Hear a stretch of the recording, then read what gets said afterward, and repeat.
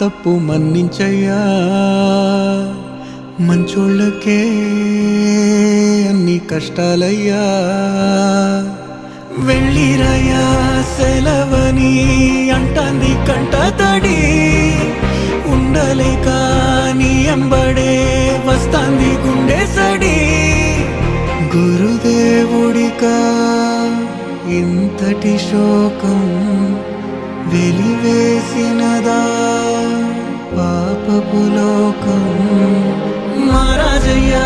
మహారాజయ్యా